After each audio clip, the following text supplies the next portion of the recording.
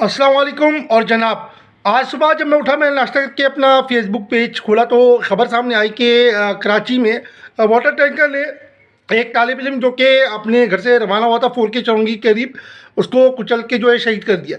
तो भाई यूँ महसूस हो रहा है कि जैसे अहलियान कराची को सोची समझी साजिश के तहत जो है वो मारा जा रहा है, कत्ल किया जा रहा है, शहीद किया जा रहा है।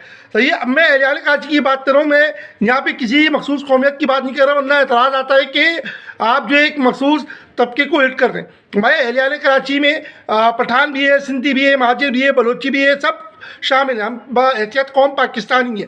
तो अब दिल ऐसा दुख रहा है कि ना पूछे कि रवा हफ्ते ये 7वां वाक़या है। तो कौन इसकी ज़िम्मेदारी कबूल करेगा, कौन जो है अहलियान कराची की आवाज़ बनेगा, ये हमारे लिए एक सोचने का मुकाम है।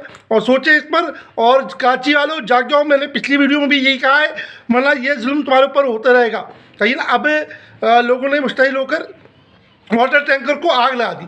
तो भाई मैं ये नहीं कहता कि वाटर टैंकर को आग लगाना, ये गाड़ी को आग लगाना जायज़ है, लेकिन जाहिर सी बात है कि जब ये होगा तो आवाम भूल के हाथ तो चलाएगी नहीं, आग ही लगाएगी। सोचो और सोचो। जज़ाकल्लाह, अल्लाह हाफ़िज़।